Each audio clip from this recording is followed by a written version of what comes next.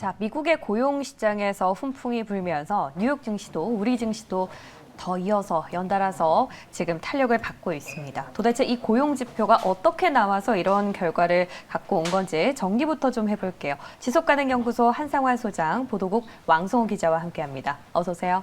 안녕하세요. 예.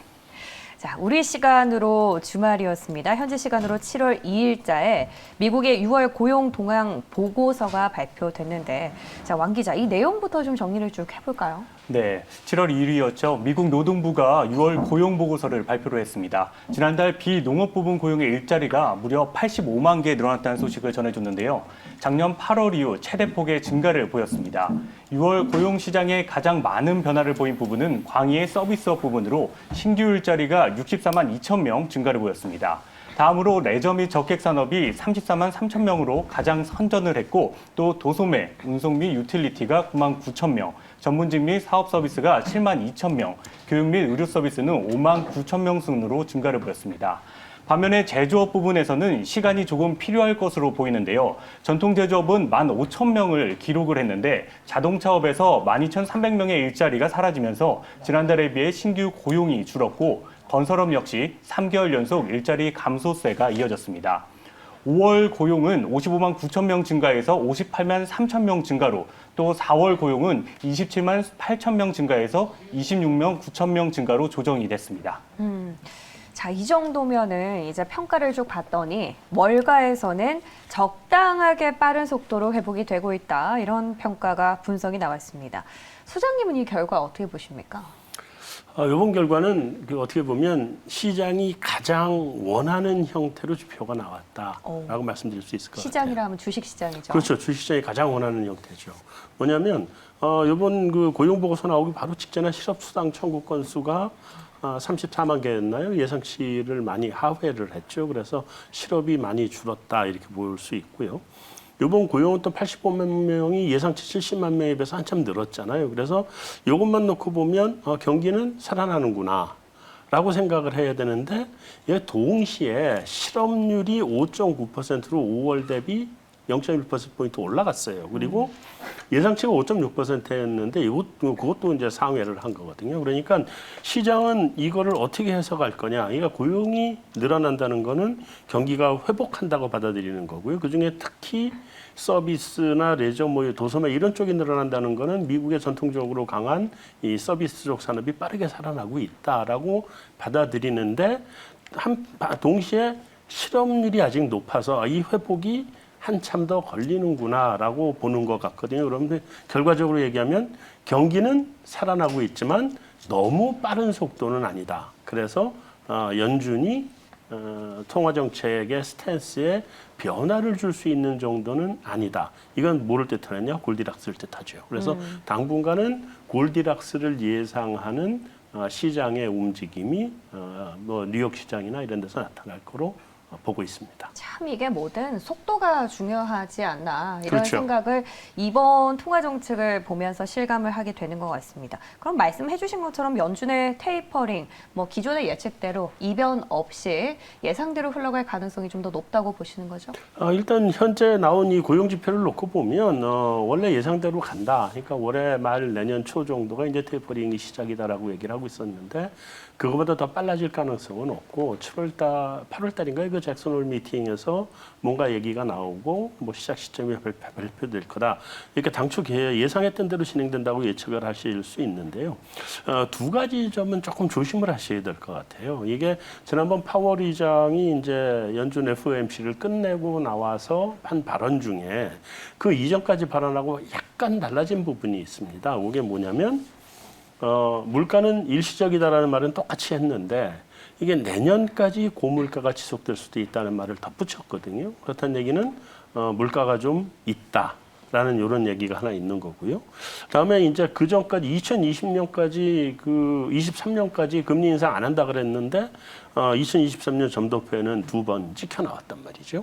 그래서 이 부분은 염두에 두셨으면 좋겠다. 만약에 이 시장이 예상외로 좀 빨라진다 그러면, 빨리 회복된다 그러면 금리나 테이퍼링의 속도가 좀 땡겨줄 수 있겠다 하는 생각을 염두에 두시고요. 이번에 그 7일날 연준 의사록이 공개가 되죠. 그거 공개되면 그 내용을 좀 보면 연준 내부의 분위기는 우리가 조금 더 힌트를 얻을 수 있기 때문에 이번 7일날 연준 의사록을 좀 유의해서 보시기 바라겠습니다. 맞습니다. 6월 보고서 이후에는 또 연준의 의사록에 또 집중을 하는 투자자들의 분위기 그리고 관망세가 좀 지속되고 있는 상황인데 뭐 어찌 됐건 선 테이퍼링 후 금리 인상이라고 이미 발표를 한 상황이고 그건 뭐 기본이죠. 예. 네. 그리고 또 선례를 봤을 때 이 테이퍼링을 진행하기 이전에 앞서서 연준이 이미 또 많이 입지를 주고 네. 충분한 시간을 두고 진행을 할 것이다라는 입장은 이번 뭐 고용 보고서에 있어서 흔들림이 없다는 사실을 좀 더 다시 한번 인지를 하게 되는 계기인 것 같습니다. 자, 그리고 경기 회복 속도에 따라서 움직이는 게 또 원자재 가격 아니겠습니까? 그렇죠. 자, 한동안 최고가 행진을 이어가던 원자재 가격이 지난달 말기점으로 주춤해서 저희가 소장님이랑 또 이야기를 나눠봤던 네. 기억이 납니다. 실수요가 중요하다. 저는 그 실수요라는 삼음절 네. 포인트만 좀 기억을 하고 있었는데 네. 다시 한번 좀 정리를 해봐야 할 것 같아요. 일단 원자재 가격 품목별로 봤을 때 왕 기자 지금 가격 추이가 어떤 상황입니까? 네, 아무래도 지난해 코로나19 충격으로 하락했던 원자재 가격이 올해 들어서 크게 반등을 보였었죠. 올해 상반기 세계 경제 활동이 재개가 되면서 수요가 급증을 했지만 공급이 이를 뒷받침해주지 못하면서 원자재 가격이 급등을 보였었는데요. 상반기에 구리, 알루미늄, 목재 등이 최고가 행진을 보였었습니다.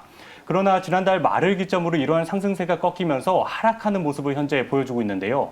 원료로 많이 쓰이는 구리를 먼저 살펴보면은 지난해 말 톤당 7,741달러였던 가격이 올해 상반기에만 30% 가까이 급등을 보였다가 또 하락세로 전환한 모습을 보였습니다. 5월에는 1만 달러를 넘겼는데 지난해는 30일 기준으로 런던 금속거래소에서 톤당 9,385달러를 기록했습니다.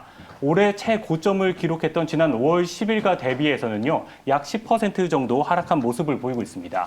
목재 가격은 6월에 큰 폭의 하락을 보였는데요. 고점 대비 40% 넘게 하락을 했습니다. 지난달 30일 미국 시카고 상품거래소에서 목재 선물 가격은 1000 보드피트당 737.40달러로 마감을 보였습니다. 상반기에만 4배 이상 오르면서 지난 5월 7일 기준 1000 보드피트당 1670달러를 넘어선 이후 42% 하락을 보인 겁니다. 또 알루미늄 가격도 올해 들어서 20% 이상 오른 후 소폭 하락세로 전환한 모습입니다. 반면에 국제유가의 모습을 보면은 반대의 모습을 현재 보이고 있는데요.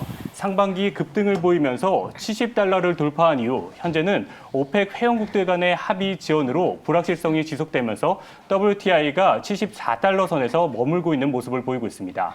하지만 앞으로의 전망은 상승세를 이어간다는 전망이 우세해 보이는데요. 백신 접종 확대로 이중 수요가 다시 증가하고 기업 활동이 늘어나면서 내년에 100달러를 돌파할 것이라는 관측이 현재 제기가 되고 있습니다. 미국 투자은행 골드만삭스는 최근 브렌트유가 수요 회복에 힘입어 3분기에 배럴당 80달러를 울릴 것이라는 전망을 내놨고 뱅크 오브 아메리카는 코로나19로 억눌렸던 이중 수요가 폭발하면서 내년 여름쯤에는 브렌트유가 배럴당 100달러까지 오를 수 있다는 전망을 내놓았습니다. 자, 쭉 브리핑 내용을 들어보니까 시장에서는 구리나 또 목재 같은 전통 원자재 중심으로 가격이 좀 하락했지 않았나 이런 생각이 듭니다. 지금 원자재 가격을 두고 월가에서도 갑론을박이 펼쳐지고 있다고 합니다, 소장님. 네. 그동안 원자재 가격이 폭등한 게 코로나19 기저효과에 따라서 뭔가 일시적인 반등이다라는 의견이 한 축이 있고요. 그리고 또 다른 축에는 아니다. 장기적인 상승 추세를 앞두고 잠깐 숨 고르기에 들어간 거라서 앞서 말씀해 주신 것처럼 뭔가 저가 매수의 기회로 활용해 볼 수 있겠다. 이렇게 크게 두 가지로 지금 의견이 갈리고 있는데 소장님은 어떤 쪽이신가요? 일단 방금 이제 소개해 주신 것 중에 목재는 조금 좀 별도로 봐야 될 것 같습니다. 네. 이 목재는 공급 차질 해소가 상대적으로 쉬운 분야고요.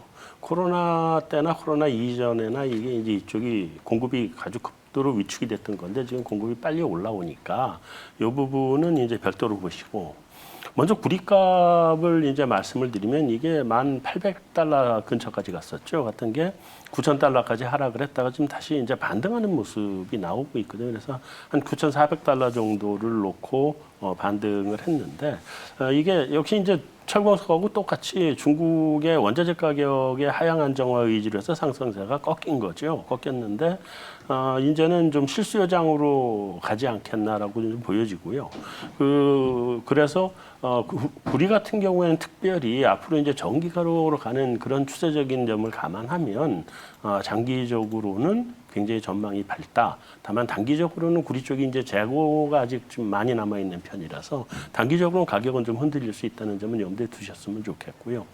특히나 이 구리 같은 경우에는 광산 개발이 뭐 한 10년 이상씩 걸리는 일이기 때문에 이게 탄력적으로 기존 광산에서 탄력적으로 이제 공급에 대응을 하는 부분은 가능하겠으나 신규 광산이 들어오려면 아직 뭐 지금 좀 하고 있는 게 없거든요. 그래서 구리 같은 경우에는 좀 장기적으로도 굉장히 좋게 보시면 괜찮을 것 같고요.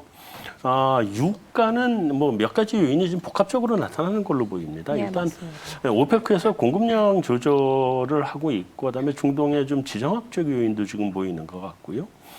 다음에 미국에서는 셰일 지금 바이든 정부가 들어서면서 신규로 개발하는 거는 지금 틀어막겠다는 입장이잖아요. 그래서 이런 측면에서 보면 공급이 이제 한번 일단은 셰일 오일을 개발을 시작하면서 크게 늘었는데 추가적인 이제 공급은 좀 쉽지 않은 것 같고요. 반대로 좀 실수요는 빠르게 늘어나고 있거든요. 그리고 기존에 뭐 전기차로 간다고 해도 기존의 자동차는 전부 다 휘발유나 경유를 사용하고 그다음에 산업용도 아직은 그 원유에 많이 의존하는 바가 크고 그래서 원자재 중에 원유는 당분간 그 높은 인플레이션 압력을 받을 수밖에 없는 거로 지금 기본적으로는 좀 봐야 되지 않느냐는 생각입니다. 네, 유가 뭐 대부분 수요 입장에서는 긍정적으로 볼 수가 있겠지만 또 네. 이번 주죠. 오펙 플러스 회의가 아마 또 핀포인트 변곡점이 되지 않을까 생각을 해보겠습니다. 네. 자, 그리고 앞서 말씀해 주셨듯이 뭐 목재 다르고 유가 다르고 구리 다르고 네네. 품목별로 다 달라서 가격 전략도 다시 한번 좀 세워봐야 할 것 같다는 관측이 나오고 있거든요. 원자재별로 투자 전략은 어떤 식으로 보면 좋을까요? 역시나 실수요를 좀 맥점으로 잡고 갈까요? 그렇게 해야죠. 장기적으로 이제 실수요가 어떻게 될 것이냐인데요. 일단 그 원유 같은 경우에는 단기적으로는 이제 그 수요가 있으니까 기존에 깔려 있는 인프라가 원유 중심의 인프라니까 이쪽에서 수요가 잡아당겨서 원유 가격은 올라갈 수 있겠다. 그러나 이거는 장기적으로 접근하기엔 좀 부담스러운. 그러니까 단기적으로 올라가는 것에 대한 거는 충분히 베팅은 가능합니다만 그렇게 보셔야 되고요. 거기에 반해서 구리나 뭐 희소금속 쪽 이제 앞으로 전기 시대로 가기 위해서 꼭 필요한 금속들이 있잖아요. 요거는 뭐 단기적으로는 조정을 받을 수 있지만 장기적으로는 앞으로 한 몇 년 이상 계속 꾸준히 그 수요가 늘어날 부분이기 때문에 이런 쪽은 좀 좋게 보시는 게 괜찮을 것 같다 이렇게 생각을 하고요. 네. 그러면 이제 지금 우리 테이퍼링 스케줄하고 관련해서 이게 빨라지지 않는다는 전제하에 원자재 가격은 어느 정도 하단은 이제 방어를 해줄 거라고 좀 봐야 될 것 같고요. 그래서 뭐 추가적인 하방의 조정 압력은 그렇게 크지 않을 것 같다라고 말씀드릴 수 있겠습니다. 네, 맞습니다. 뭐 실수요가 보장이 되는 한 네. 하방으로 더 밑으로 압력을 거세게 받을 것 같지는 않다는 생각이 들고 오히려 이 실수요가 탄탄하다면 하방은 좀 지지를 하면서 이 전제하에 철광 쪽이라든지 구리 쪽을 또 긍정적으로 분석을 해주셨습니다. 자, 오늘 6월 고용 지표와 함께 또 원자재 이야기까지 들어봤고요. 한상환 소장 그리고 왕성호 기자와 함께했습니다. 고맙습니다.